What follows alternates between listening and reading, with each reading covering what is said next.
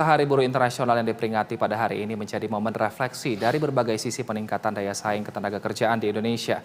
Pada tahun 2023, Indonesia menempati posisi 47 dalam peringkat daya saing atau World Talent Ranking. Posisi ini naik dari peringkat 51 di tahun 2022. Kadin menilai perlu ada kerjasama antara pemerintah dan juga pihak swasta untuk terus memperbaiki kualitas ketenagakerjaan di Indonesia. Dan berikut kutipan wawancara saya dengan Ketua Komite Tetap Pasar Kerja dan Perluasan Kerja Kadin Indonesia, Ning Wahyu Astutik.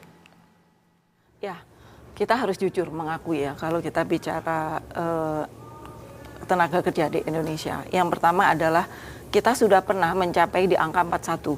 Iya, di 2019. 2019, benar.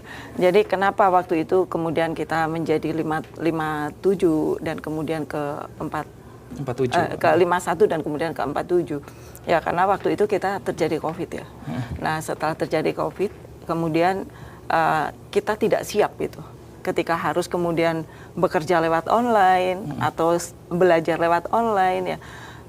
Sementara kita belum terbiasa, bahkan dari pengajarnya pun dan fasilitas jaringan segala macam itu belum siap. Itulah yang kemudian kita belum bounce back ke 41.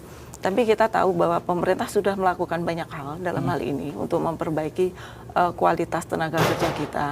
Dan dari kita sendiri berharap itu ya, bahwa apa yang sudah dilakukan pemerintah ini jangan berhenti di situ, tetap harus melakukan kerjasama dengan pihak swasta.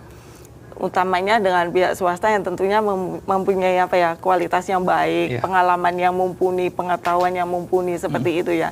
Yang kemudian bisa bersama-sama menciptakan seperti rencana-rencana vokasi yang tepat gitu, rencana pelatihan yang tepat. Jadi itu sih, itu yang terjadi di lapangan, bahwa memang kita harus mengakui ada PR besar buat kita untuk bekerja sama semua stakeholder ya. Bagaimana menciptakan tenaga kerja yang baik, yang berdaya saing itu. Baik, nah tapi kalau menurut Ibu sendiri faktor utama yang mempengaruhi daya saing tenaga kerja di Indonesia ini apa, Bu?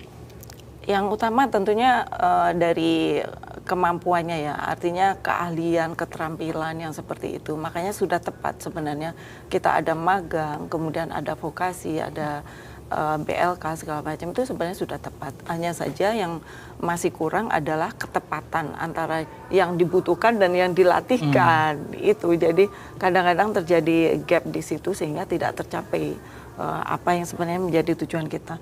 Yang kedua, semua itu juga keterampilan yang ada sekarang atau kualitas dari tenaga kerja yang ada itu tidak terlepas dari kualitas dari pendidikan yang mereka miliki kan.